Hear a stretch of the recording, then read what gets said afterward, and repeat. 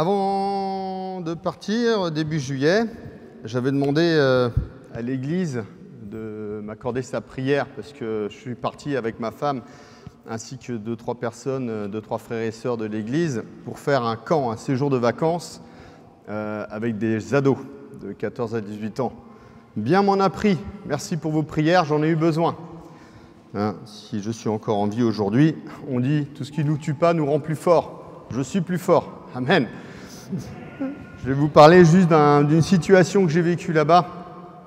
Et ce sera l'introduction pour le message de ce matin. On a une jeune qui est venue sur le camp de 3 jours. Et cette jeune, il s'est avéré qu'en fait, elle était dans l'addiction à la drogue. Et elle a amené son matériel sur le camp. Je ne le savais évidemment pas. Elle avait amené 2 joints. Et ce qui se passe, c'est que j'avais un autre jeune qui lui aussi était dans l'addiction. Mais lui, il a fait tout le séjour. Et lui, dès le début du camp, on a réussi à lui confisquer son matériel. Le Seigneur a permis qu'on soit au courant de ça. Et du coup, on a pu intervenir. Et voilà. Et en fait, cette jeune, donc, elle avait ses joints. Et elle nous a rien dit. Et on a découvert qu'en fait, elle avait fumé avec cet autre jeune qu'on avait depuis le début du camp. Et on l'a découvert, le Seigneur a permis qu'on le découvre, parce qu'en fait, ce jeune qui était un gars, il a eu la bonne idée de vouloir réveiller son frère en lui sautant dessus le matin. Mais en faisant ça, il s'est déboîté le coude et l'épaule. Donc j'ai dû appeler les urgences, le SAMU, qui est venu et qui lui a posé la question « Avez-vous consommé des produits stupéfiants ?» Et il a dit oui. Moi, j'ai dit, comment ça, t'as dit oui? Qu'est-ce qui s'est passé? Et heureusement, c'était quand même un jeune plutôt honnête, et donc il nous a expliqué un peu ce qui s'était passé, ce qui m'a permis de convoquer la jeune en question, en lui disant, viens par là, toi. Et j'étais parti dans l'optique de la pulvériser. Et en fait, quand j'ai commencé à lui parler, elle s'est effondrée. Et elle m'a expliqué un peu comment elle en est arrivée là. Et c'était terrible en fait. On va dire, pour simplifier, c'est à cause d'un mal-être, elle est tombée dans la drogue. Et elle était aussi sous antidépresseurs. Dans ce camp-là, j'ai eu 3-4 jeunes qui étaient sous antidépresseurs. 15-16 ans, hein, déjà sous antidépresseurs. Moi, je ne comprends pas. Et enfin, c'est pas que je ne comprends pas, c'est que je trouve ça triste surtout, quoi. Ça me déchire le cœur d'entendre ça, quoi. Et du coup, elle était vraiment emprisonnée dans son péché. Emprisonnée, c'est vraiment le mot. Elle se sentait seule, elle avait peur. Elle n'arrivait pas à s'en sortir parce que du coup, elle s'est dit, mais moi, j'ai peur de la réaction des autres. J'ai honte d'avouer aux autres ce que je vis. Elle n'avait aucun chrétien sur qui compter. Et elle se sentait abandonnée par Dieu. Et là, j'ai eu vraiment cette image du filet de l'oiseleur. Elle était piégée, elle s'était retrouvée enfermée dans ce filet de l'oiseleur. Et elle n'arrivait plus à s'en sortir.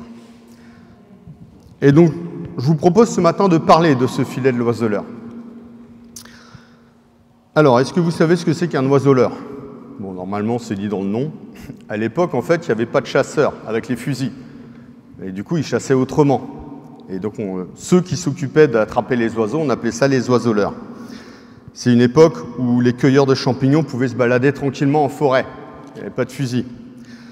Mais il y avait bien donc ces chasseurs. Et ces oiseleurs-là, ils chassaient les oiseaux pour les revendre en nourriture, pour les revendre en animaux de compagnie, ou pour les revendre pour les sacrifices qu'on devait accomplir au temple. Alors la technique, c'est intéressant de savoir comment ils faisaient. La technique, donc, ça consistait en fait à cacher un filet ou un lacet quelque part, mettre un appât. Alors l'appât, ça peut être de la nourriture, mais ça peut être aussi un élément qui attire l'oiseau, ou ça peut aussi être un élément perturbateur qui fait que l'oiseau va s'envoler et il va fuir dans un certain endroit, l'endroit où on veut qu'il aille. Et bien sûr, l'oiseau, il arrivera à cet endroit-là. L'oiseleur, lui, il est caché plus loin. Et quand il voit que l'oiseau est arrivé à l'endroit qu'il voulait, hop, il déclenche le piège à distance. Et le piège, crac, il se rabat sur l'oiseau. Alors il y a plein de techniques, hein. J'ai essayé de regarder sur Internet, hein. Il y a des techniques de partout, limite chaque région en France a sa propre technique, mais le principe ça reste le même. On cache un piège, on met un appât et l'oiseleur est à distance et il déclenche au moment voulu ce piège. Petite info en plus pour briller en société, dans la littérature vous avez les fables de La Fontaine, vous en avez une qui s'appelle l'oiseleur, l'autour et l'alouette. Alors l'autour, ce n'est pas le tour d'un bâtiment, hein. L'autour, c'est un espèce d'épervier, voilà, qui vient donc chasser l'alouette. Et donc, si vous avez l'occasion de lire cette fable, ça vous montre voilà, une technique de l'oiseleur, comment il piège du coup cette alouette, puis cet autour. Et donc, la morale de cette fable, pour info, c'est que si tu veux qu'on t'épargne, épargne aussi les autres, qui n'a rien à voir avec notre message ce matin. La Bible, par contre, fait plusieurs fois référence à l'oiseleur, parce que c'est un métier qui était relativement courant à l'époque, donc à l'oiseleur ou à ses pièges cachés. Et elle les compare à Satan et aux pièges qu'il nous tend. Dans Ecclésiaste 9, verset 12, il est dit « En effet, l'homme ne sait pas ce qu'il attend. Il est pareil aux poissons qui sont pris dans les filets perfides. Il ressemble aux oiseaux attrapés dans les filets. Les humains sont surpris par le malheur qui fond sur eux à l'improviste. » On est comme des oiseaux face à cet oiseleur. Ce qui est intéressant, c'est que pour être efficace, l'oiseleur, il devait étudier le comportement des oiseaux. Hein, si moi je décide d'attraper un oiseau comme ça aujourd'hui, je ne vais pas vous ramener grand-chose. L'oiseleur, lui, il a pris le temps d'étudier le comportement des oiseaux. Leur migration, quand est-ce qu'ils passent par là, par où ils vont, qu'est-ce qui les attire, qu'est-ce qui leur fait peur, dans quel habitat ils vivent. Et tout ça, en fait, ça va l'aider à être efficace dans le piège qu'il va pouvoir poser. Et être ingénieux aussi sur comment attraper cet oiseau. Je vous donne un exemple. Je peux en discuter avec mon père le week-end dernier. La chasse à la palombe. La chasse à la palombe, donc la palombe c'est un pigeon, hein. C'est dans le sud, dans le Pays Basque. En fait, ils ont une technique, ils ont des espèces de raquettes de ping-pong, ça ressemble à ça, c'est blanc. Et en fait, il y a une personne qui est sur un mirador et il balance des raquettes de ping-pong. Et en fait, la palombe, quand elle passe, elle croit que c'est un prédateur, un épervier. Et du coup, ça la fait peur, donc ils vont modifier leur route pour se diriger vers un endroit où, comme par hasard, il y a des grands filets qui sont tendus. Et l'oiseleur, une fois qu'ils sont vers là, hop, ils referment les filets, ils n'ont plus qu'à aller cueillir les palombes comme ils veulent. Une autre technique, et après on va s'arrêter là sur l'oiseleur, hein, mon but c'est pas de vous apprendre à chasser l'oiseau, c'est la chasse à l'alouette, qui est très connue aussi. En fait, là, il y a des petits miroirs qui tournent et qui brillent. Donc l'oiseleur, il est loin, il a des petites ficelles, et en fait, il vient faire tourner je ne sais pas comment on appelle ça, ce petit miroir. Et comme ça brille, eh ben, l'alouette, elle est intéressée, du coup, elle vient voir ce qui se passe. Et quand elle est au-dessus de ce miroir, hop, le filet tombe, et on a des alouettes pour déjeuner. Jérémie 5, verset 26. « Car au sein de mon peuple se trouvent des méchants. Ils épient leurs victimes comme des oiseleurs. Ils tentent des pièges mortels et attrapent les hommes. » Notre adversaire, Satan, nous épie. Il étudie notre comportement. Il voit, il connaît nos faiblesses. Il voit ce qu'on fait. Et du coup, il nous tend des pièges parfaitement adaptés à notre situation. Et nous, malheureusement, on tombe dedans. Ou pas. On va lire la Bible. Un exemple de piège que vous connaissez bien, mais j'ai trouvé qu'il s'apprêtait très bien à ce message-là. Dans Juge 16, au verset 4 à 21, c'est Samson. Ça va, le son, c'est pas trop fort? Vous me dites, hein, si vous n'en pouvez plus dans les oreilles. Donc Juge 16, versets 4 à 21. Il y a quelques versets à lire. Après cela, Samson aima une femme dans la vallée de Sorek. Elle se nommait Délila, ou Dalila, en fonction de vos versions. Les princes des Philistins, qui étaient les ennemis d'Israël, montèrent vers elle et lui dirent « Flatte-le » pour savoir d'où lui vient sa grande force et comment nous pourrions nous rendre maîtres de lui. Nous le lierons pour le dompter et nous te donnerons chacun 1100 cycles d'argent. Délila dit à Samson « Réponds-moi, je te prie, d'où vient ta grande force et avec quoi il faudrait te lier pour te dompter ?» Elle lui cache rien. Samson lui dit « si on me liait avec 7 cordes fraîches qui ne fussent pas encore sèches, je deviendrais faible et je serais comme un autre homme. Les princes des Philistins apportèrent à Delilah 7 cordes fraîches qui n'étaient pas encore sèches. Elle le lia avec les cordes. Or, des gens se tenaient en embuscade chez elle dans une chambre. Elle lui dit « Les Philistins sont sur toi, Samson !» Et il rompit les cordes comme se rompt un cordon d'étoupe quand il sent le feu. Et l'on ne connut point d'où venait sa force. Delilah dit à Samson « Pourquoi t'es-tu joué de moi ?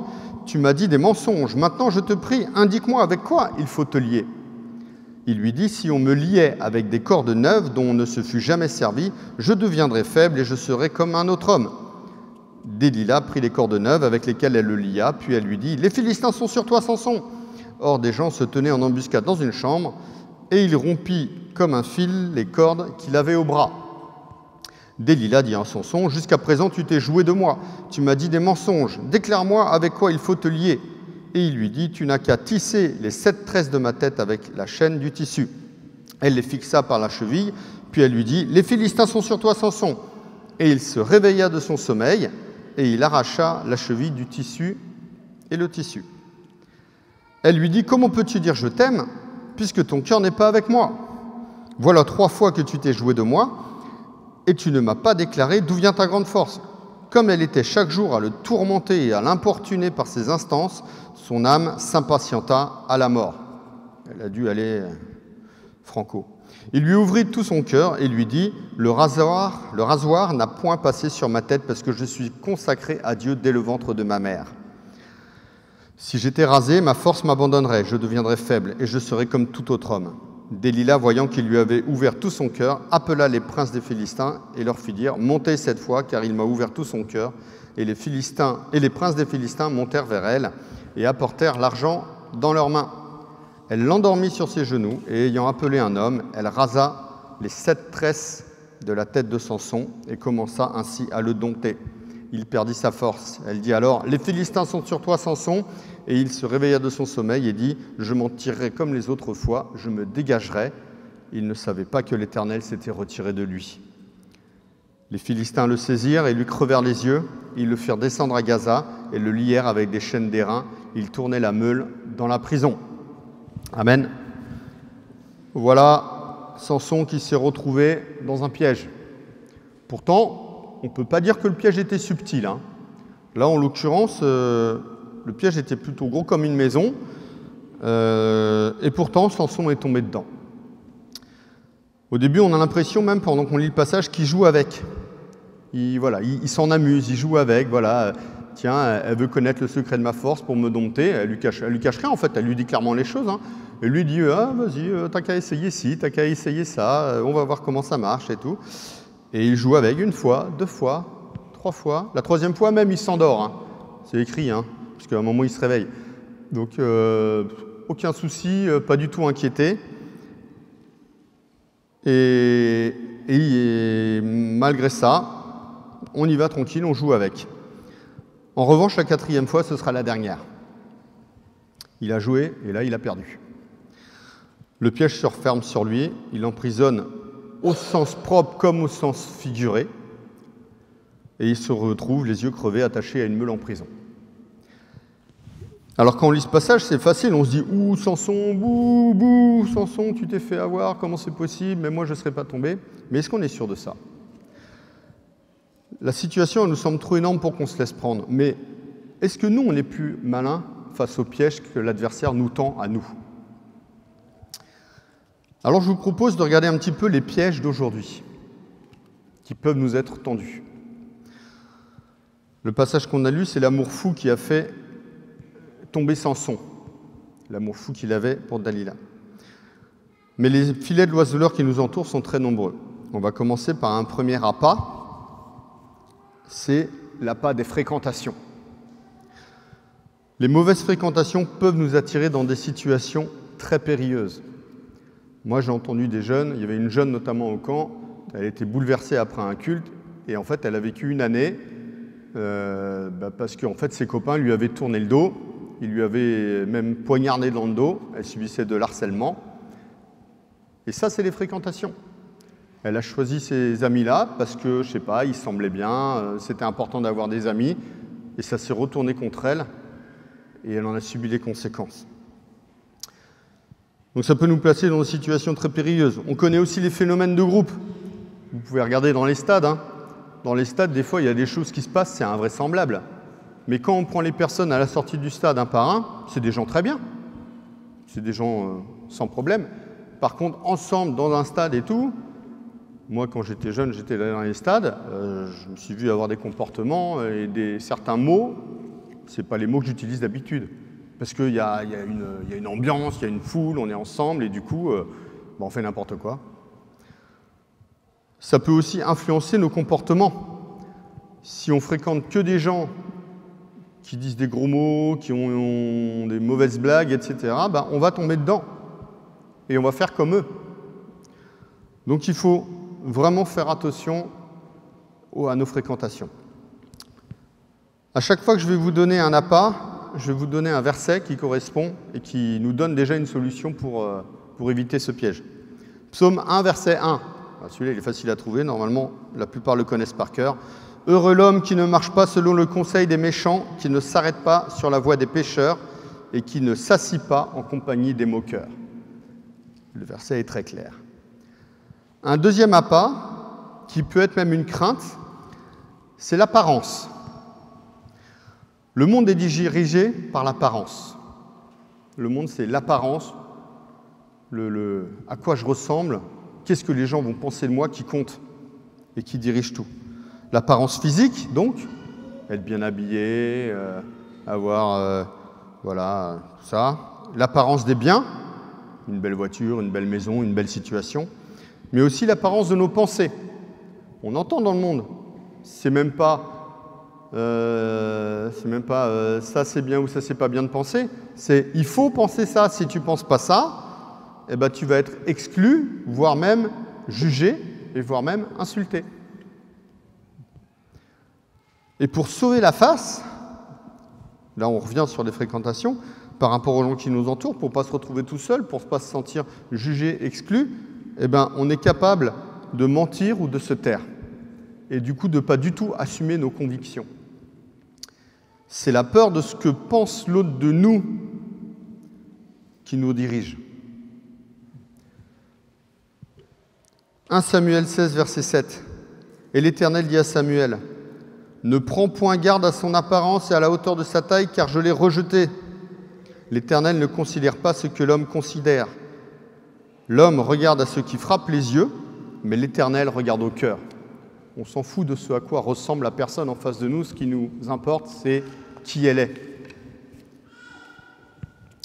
Un autre appât, l'appât de la sexualité. Vous savez que dans la Bible, il y a 3 amours qui sont décrits.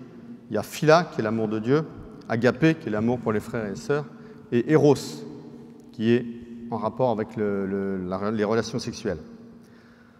C'est un besoin naturel, aucun problème avec ça. Mais pas n'importe comment. On peut mettre beaucoup de sujets que l'Éternel a en horreur dans cette catégorie-là.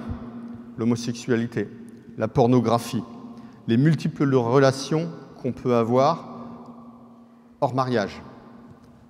D'ailleurs, la pornographie et ces multiples relations, ça peut devenir une addiction. Et ça doit être traité comme tel. C'est une addiction. Il y a aussi les relations après le mariage, qui sont donc des adultères. C'est vraiment des pièges, un des pièges favoris du malin aujourd'hui. Et si on est droit devant le Seigneur et qu'on succombe à ce genre d'appât, il y a la culpabilité qui démarre en nous une œuvre et qui nous détruit de l'intérieur. Et cette destruction, et c'est vraiment le terme destruction, ne peut être évitée que par la repentance. Revenir au Seigneur, repentant, demander pardon. Et on en parlait aussi dimanche dernier, avec l'aide de nos frères et sœurs, pour pouvoir s'en sortir. C'est vraiment un fléau aujourd'hui, notamment à travers la jeunesse. Cantique des Cantiques, 8, verset 4. « Je vous en conjure, filles de Jérusalem », ça marche aussi pour les garçons, « ne réveillez pas l'amour avant qu'elle le veuille. » L'appât de la liberté. Ni Dieu ni maître, je fais ce que je veux, c'est ma vie. Pas de contraintes, une vie de rêve, je fais ce que je veux. Le monde veut nous faire croire, l'adversaire veut nous faire croire qu'on est libre. Bien aidé par les influenceurs ou les modèles que présente la société. Ah, lui, il voyage quand il veut, il vit, il va partout, il n'y a personne qui l'arrête. Moi, je discute beaucoup avec d'intérimaires, c'est ça qu'ils cherchent. Ils veulent la liberté, ils veulent être libres. Et du coup, ils ne sont pas prêts à s'engager dans une entreprise. C'est leur choix, hein, pas de souci. Mais c'est voilà, cette recherche de liberté. Aujourd'hui, il y a beaucoup d'entreprises qui ont du mal à embaucher des gens, à trouver des gens, parce qu'en fait, ils ne veulent pas s'engager. Ils veulent être libres. Mais cette fausse liberté, parce que c'est une fausse liberté, ça nous mène au mensonge, à l'égoïsme, à la paresse, à la rébellion même. Je refuse un maître. Ou quand j'ai un maître, je me rebelle envers lui et je lui dis c'est bon, tu me laisses faire ce que je veux. La seule liberté, la vraie liberté, c'est celle que nous donne le Christ par son sacrifice à la croix. Et cette liberté, c'est le pouvoir de dire non au péché pour mener une vie à la gloire de Dieu. Galates 5, verset 13. « Frères, vous avez été appelés à la liberté. Seulement ne faites pas de cette liberté un prétexte de vivre selon la chair. Mais rendez-vous, par la charité, serviteurs les uns des autres. » Là, il va même plus loin. C'est non seulement on est libre par le Seigneur, mais il faut utiliser cette liberté pour aimer et être serviteurs des uns des autres. L'appât du divertissement. Alors ça, l'appât du divertissement, c'est principalement dirigé envers les jeunes, mais ça nous atteint aussi, parce que je suis moins jeune. C'est le mal de la génération d'aujourd'hui. Combien de temps passer à scroller sur nos écrans? Alors ceux qui ne savent pas ce que c'est, scroller, c'est faire ça sur l'écran. Combien de temps à regarder des vidéos en streaming? Ou encore à privilégier nos activités de loisirs, les sports, la culture, la détente. Le temps, aujourd'hui, la valeur la plus importante, la plus chère, c'est le temps. Moi, je trouve ça dingue, le temps qui me manque, enfin, c'est hallucinant, quoi. Quel temps est-ce qu'on passe à se divertir dans la journée? Et surtout, quel temps, si on met en rapport le temps qu'on passe à se divertir par rapport au temps qu'on passe avec le Seigneur, je ne suis pas convaincu que le ratio, il penche vers le Seigneur. Quand je parle du temps consacré au Seigneur, je ne parle pas forcément des réunions. Les réunions, là, on a le dimanche matin, on a le mardi soir, c'est à peu près tout, hein. C'est rien dans la semaine, hein. C'est une broutille. Hein. Par contre, le temps qu'on passe dans la prière chez nous, à lire la Bible, à aller passer du temps avec son frère, sa sœur pour l'encourager, pour l'amour fraternel, accompagner son prochain. Je vous propose un petit calcul. Une journée, c'est 24 heures, on est d'accord? 24 heures. On va faire moins 7 heures de travail. Alors je sais que certains travaillent beaucoup plus, mais dans la loi, c'est 35 heures la semaine, donc on va prendre 7 heures. Moins 2 heures pour les repas, à peu près. Moins 8 heures de sommeil. Normalement, vous devez 8 heures de sommeil. En dessous, c'est pas bien. Bon, bah, si vous avez le temps pour au-dessus, tant mieux. Mais on va dire 1 heure dans les déplacements, 2 heures pour s'occuper des enfants ou des devoirs, ou de s'occuper de nous-mêmes. Et on va retirer 4 heures, ça c'est une stat, en moyenne passée sur des écrans. Et encore, c'est même 4,6 heures. C'est une statistique de 2021, je crois. Et bien, ça fait égal à combien? On a bouffé 24 heures. Voilà, 0 heure pour le Seigneur. Elle est vite passée la journée, hein. Ecclésiaste 3, verset 1. Il y a un temps pour tout, un temps pour toutes choses sous les cieux. Il faut être capable de prendre le temps et de consacrer certains temps au Seigneur notamment. L'appât du surnaturel. Alors, j'en avais entendu parler dans un débat, je ne suis pas allé voir, hein. Mais a priori, il y a plein de petites jeunes sur Insta qui se disent sorcières et qui ont des comptes Insta et qui font des vidéos sur la sorcellerie. Et en fait, elle révolutionne complètement le système des sorcières parce que nous, Pour la plupart, on a encore l'image de la mère de Blanche-Neige avec sa pomme, là, le nez crochu. Et elle, c'est pas du tout ça. Elle ressemble pas du tout à ça. Et en fait, comment on dit, elle rend ça normal. Elle normalise la sorcellerie. On entend aussi, vous l'avez certainement entendu auprès de vos collègues, les paramédecines qui semblent miraculeuses. Je dis qui semblent parce qu'en vrai, elles ne sont pas miraculeuses. Mais il se passe des choses effectivement avec. On a les magnétiseurs. On a aussi, ma sœur, elle est infirmière et elle m'en a parlé l'autre jour, on a les hypnotiseurs qui du coup maintenant ils pratiquent beaucoup ça, c'est, j'ai oublié le nom, quand on enlève la douleur là, par rapport au médecin et ils utilisent l'hypnose pour ça. Tout ça en fait c'est des choses qui ouvrent la porte à l'occultisme. L'occultisme, c'est grave, c'est vraiment dangereux, c'est l'ouverture. C'est une porte qui s'ouvre pour les démons, pour l'adversaire, pour le diable. Et bien tout ça, voilà, ça passe tranquille sur Internet, ça passe tranquille dans les réseaux, ça passe tranquille dans notre société, et ça paraît même normal. Et quand nous, on dit à quelqu'un, bah moi quand j'ai dit à ma sœur, ah non, moi l'hypnose là, dans la médecine, je suis complètement contre, bah, je suis passé pour un extraterrestre, quoi. Elle m'a dit, mais tu te rends pas compte et tout. J'ai dit, mais c'est vous qui vous rendez pas compte. C'est... Alors il y a ça, mais il y a aussi des chrétiens dits exaltés qui pratiquent une foi mystique, on va dire, et qui, en dépit de toute sagesse, on en a eu un une fois au camp aussi, un jeune, c'est dramatique. C'est voilà, c'est hyper mystique, il n'y a rien qui est fondé sur la Bible, ou alors c'est complètement... C'est assez impressionnant et assez dangereux. Et du coup, on est très loin de ce qu'enseigne le Seigneur aussi. Donc il faut faire attention. La Bible, c'est beaucoup une question d'équilibre, de sagesse. Deutéronome 18, versets 10 à 11. Qu'on ne trouve chez toi personne qui fasse passer son fils ou sa fille par le feu. Personne qui exerce le métier de devin, d'astrologue, d'augure, de magicien, d'enchanteur. Personne qui consulte ceux qui évoquent les esprits ou disent la bonne aventure. Personne qui interroge les morts. L'appât des sensations. Les sensations qui nous guident. On se laisse guider par les sensations. Ouh, j'ai les poils qui se dressent là.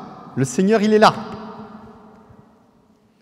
Ouais, mais quand les poils ne se dressent pas, ça veut dire quoi? Qu'il n'est pas là du coup?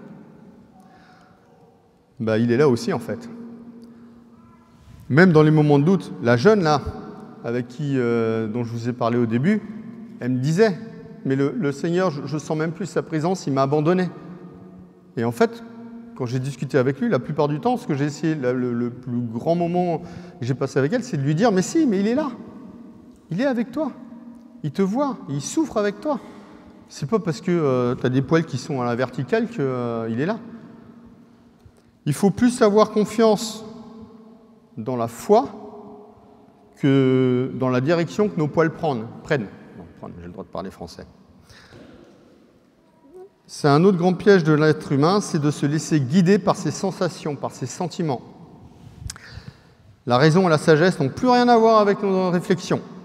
Là, c'est plus du tout ça qui rentre en ligne de compte. Ce qui rentre en ligne de compte, c'est qu'est-ce que je ressens. Et du coup, on est amené à prendre des décisions sous le coup de la colère, sous le coup de la tristesse, sous le coup des émotions, et du coup des décisions qui sont complètement inadaptées en fait, mais qui s'accordent avec les décisions du monde, puisque le monde marche de plus en plus comme ça. Il suffit de regarder les infos pour voir ça. Mais ce fonctionnement-là est à l'inverse de ce que nous demande la Bible. Proverbe 29, verset 11. L'insensé met en dehors toute sa passion, mais le sage la contient. Et nous, on est appelés à être sages. Et enfin, un dernier appât, qui est l'appât de l'argent. Objectif dans la vie, gagner beaucoup d'argent. Parce que la vie, elle est facile quand on est riche. On a tout ce qu'on veut, tout le monde nous aime, on est le centre de l'attention. C'est que du vent. C'est que du vent. Parce que pour devenir riche, en réalité, il faut soit travailler très dur, extrêmement dur, et faire des sacrifices, notamment sa famille, sa vie auprès de ses amis, sur sa santé. Il y a des gens qui ont, en fait, ils n'ont pas de vie de famille, hein. Ils travaillent. J'ai connu le fils. À l'époque, son père, il était numéro 1 du design chez Renault. Il ne voyait jamais son père. Son père, il était toujours au travail. Donc oui, c'est des gens, ils ont des yachts, ils ont des piscines, ils ont des grosses... Mais en fait, ils n'en profitent jamais. Ils sont tout le temps au travail. Donc soit c'est ça, et du coup, ils se détruisent la santé, pour beaucoup. Soit avoir beaucoup de chance. Donc là, il faut hériter de quelque chose. Il faut les jeux, hein, on parle des millionnaires et tout ça, des investissements, un coup de bol sur un investissement, les influenceurs aussi, il y en a certains qui gagnent énormément d'argent. Mais alors dans les deux cas que je viens de citer, pour un qui réussit, combien échouent? Combien deviennent esclaves de l'argent et perdent tout ce qu'ils avaient, et même ce qu'ils n'avaient pas, pour poursuivre ce qui procurera un faux bonheur. Matthieu 6, verset 24. « Nul ne peut servir deux maîtres, car il haïra un et aimera l'autre, ou s'attachera à l'un et méprisera l'autre. Vous ne pouvez servir Dieu et Mammon. » Et Mammon, c'est le dieu de l'argent. J'ai fait un petit nota bene par rapport à tous ces appâts. Parce que là, vous allez me dire, ouais, mais moi, celui-là, il ne me concerne pas, celui-là, je n'ai pas de souci avec. Et c'est vrai. Tous ces appâts ne sont pas forcément des appâts pour tout le monde. Ça dépend de nos faiblesses. Le Seigneur n'a rien contre les fréquentations. On peut fréquenter tout le monde. D'ailleurs, comment on peut évangéliser si on fréquente que les gens de l'Église? Il n'y a pas d'évangélisation. Dieu encourage les relations sexuelles. C'est dans la Bible, hein, mais avec sa femme. On a aussi le droit de faire attention à son apparence. Aimer les beaux objets, les beaux vêtements, les belles voitures. Aucun souci là-dessus. Le Seigneur nous a rendus libres, on l'a dit. Être chrétien, c'est pas avoir une vie austère. Je vous l'avoue, j'ai aucun remords à jouer à Zelda sur ma Nintendo Switch. Hein. C'est pas un piège pour moi. Hein. Le mystique peut amener au Seigneur. J'ai entendu un témoignage là-dessus. Alors attention quand même au mystique. Hein. Mais il y a une personne au camp qui était en service, qui m'expliquait qu'en fait, lui, il ne connaissait pas du tout le Seigneur et le mystique, ça l'attirait, regardez, et c'est ça qui l'a amené à rencontrer le Seigneur. On peut vivre des moments intenses dans la présence de Dieu. Oui, nos poils peuvent se hérisser quand le Seigneur est là. C'est possible. Et Dieu, enfin, et il n'est pas interdit dans la Bible d'être riche. On a le droit d'être riche, au contraire, c'est très bien, même on peut participer comme ça à la vie de l'Église, et c'est très bien. Mais attention, ces notions, ce que je dis par là, c'est que ces notions peuvent devenir des appâts et une occasion de chute.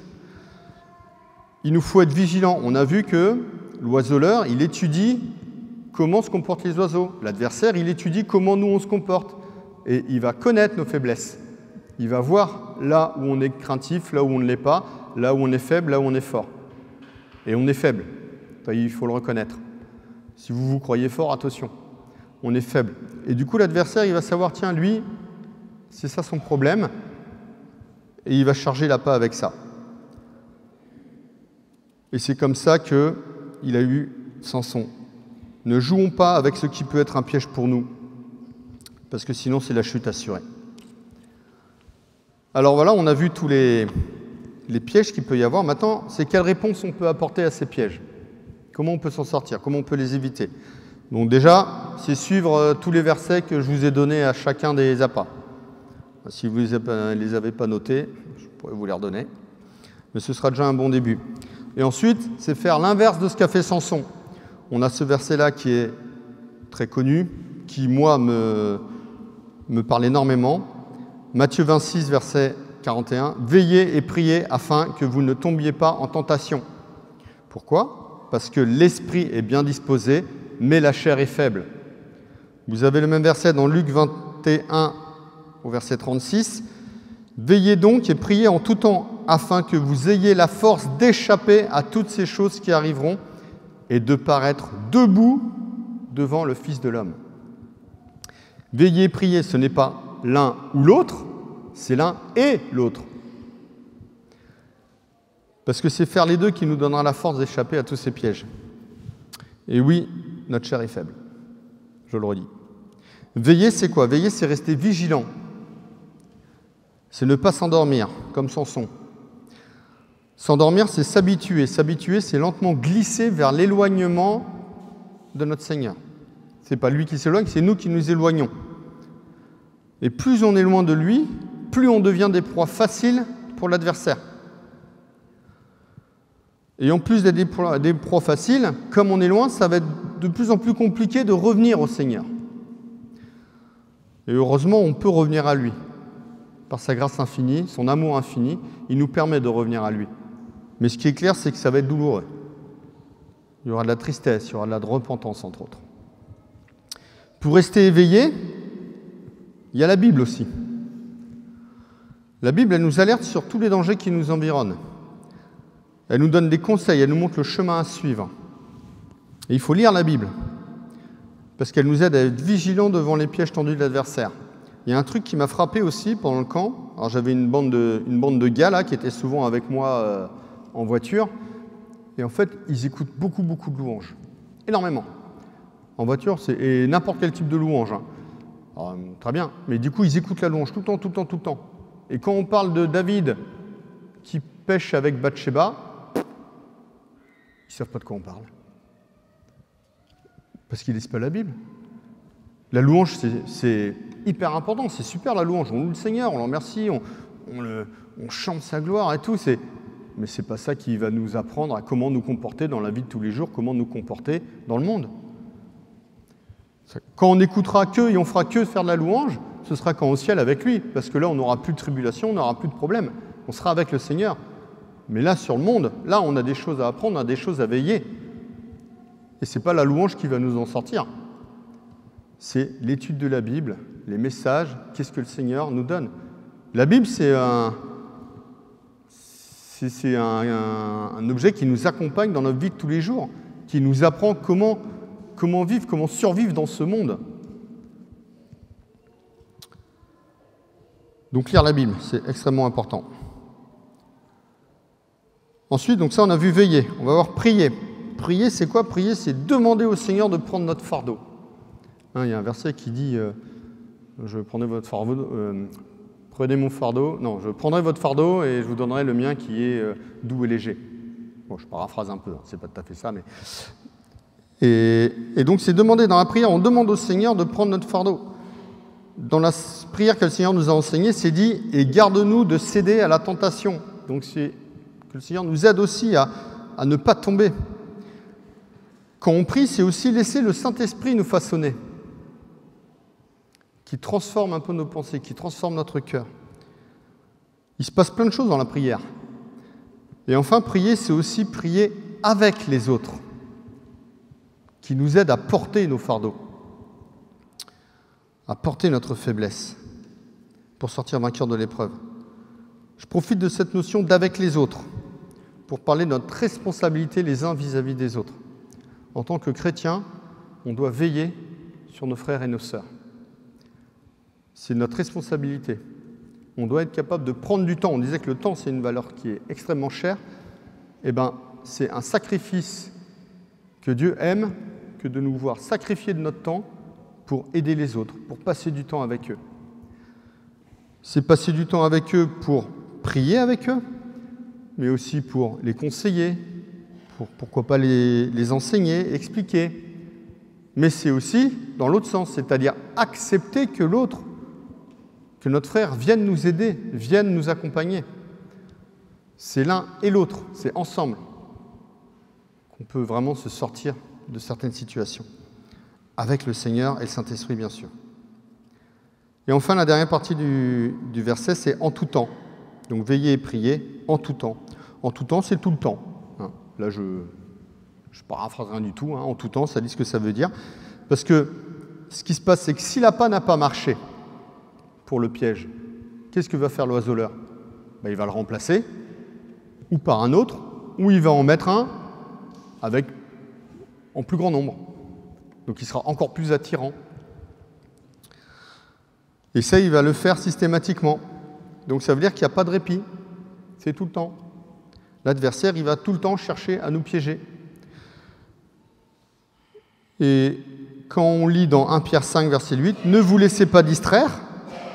On a parlé de l'appât du divertissement. « Ne vous laissez pas distraire ». Soyez vigilants, votre adversaire, le diable, rôde autour de vous comme un lion rugissant qui cherche quelqu'un à dévorer. Nulle part, c'est écrit qu'il cherche, quand il a faim, quelqu'un à dévorer. Ou qui cherche, quand il est réveillé, quelqu'un à dévorer. Non, c'est tout le temps. Tout le temps, il va chercher à nous faire tomber. Donc, ces pièges, ce sera tout au long de notre vie de chrétien. Et il ne faut pas s'assombrir, enfin, pas s'assombrir, s'endormir. Il faut veiller. Et il faut prier. Et il faut être avec les frères et sœurs. Je conclus. Je sais bien que tout ce que je viens de dire, là, ça ne va pas révolutionner votre vie. On est des chrétiens, on a choisi de vivre une vie engagée avec notre Seigneur, et tout ça, tout ce que je viens de dire, on le sait. Mais ça nous arrive, ça ne nous empêche pas de tomber dans les filets de l'oiseleur. Et de tomber encore. Et de tomber encore. Et moi, ce que j'aimerais, c'est, comme il est dit au verset 36 de Luc 21, paraître debout devant le Fils de l'homme. Oui, je vais tomber, encore, mais je me relèverai, et vous m'aiderez à me le relever, et on priera le Seigneur, et j'apprendrai de mes erreurs, et le Saint-Esprit continuera à me façonner, et avec l'amour de Dieu, je pourrai être debout devant le Fils de l'homme. Amen.